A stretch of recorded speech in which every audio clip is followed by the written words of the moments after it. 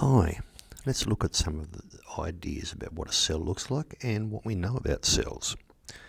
Alright, I've called this one Cells Old and New, and our lovely picture here is showing a little bursting bits going on in a cell.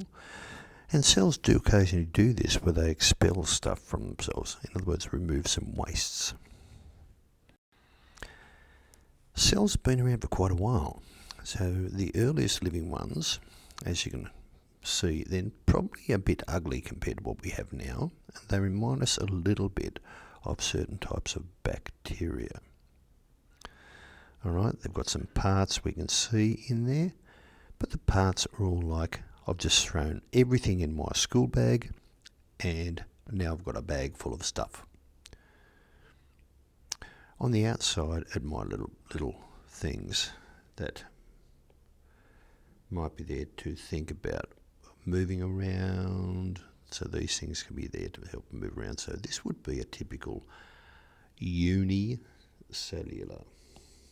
I'm just going to put that in here while I've got it. So uni means one, cellular means cell. So unicellular organisms are single-celled, and they're the most primitive things. So we actually call these things prokaryotes.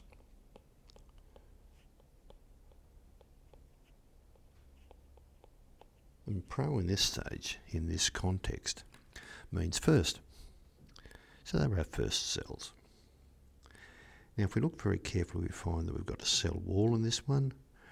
We've got a membrane inside the cell wall, which is useful, and you're going to find out as we go through what these things do.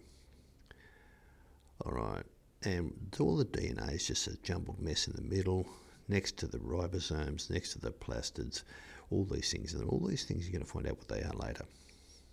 Alright, but essentially this is what we started off with. Then over time, our cells became a little bit more organised. It's like their mum got there and said, hey, sort this out. You can't have all of your stuff in the one bag and no organisation. You must sort it out or clean your room up. Right, so what the cell did and what actually happened is we formed little packets inside of it, and these are called organelles. And so now we've got little packets where little things are done. So in other words, we're looking at areas where a cell has got its stuff organised to do particular jobs.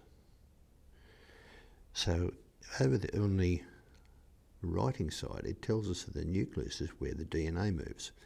Now remember in the old cells, our prokaryotes, that in the old cell, they were just anywhere and everywhere. So this helps us out with it, and we actually call these ones eukaryotes, like instead of old cells, these are new cells.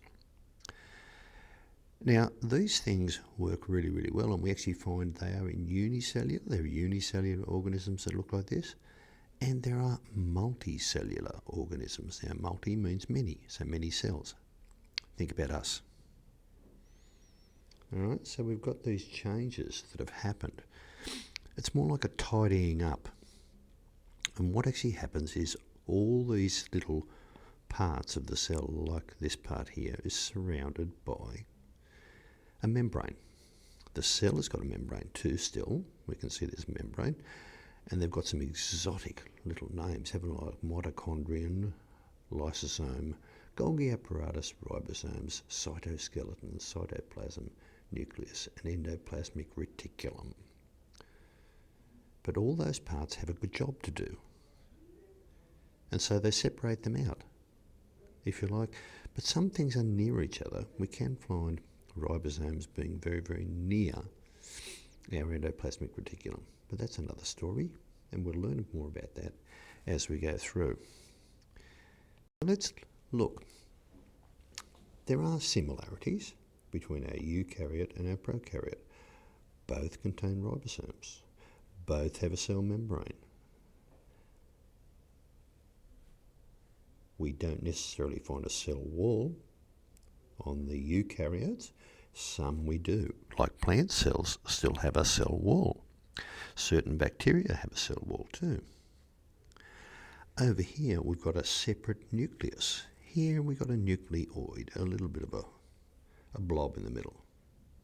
Right, and all these other things are there. Now we would have mitochondria in here as well, because mitochondria are where respiration occurs. And respiration, as we know, gives the cell its energy. So it needs the energy to do the stuff it needs to do to be alive. So there should be some there somewhere.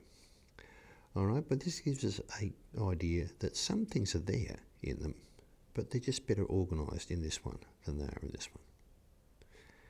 So the prokaryote, if you like, was version 1. Eukaryote is version 2. And on that note, we'll stop it there. I'll come back later on and we'll talk about the parts we find in a cell.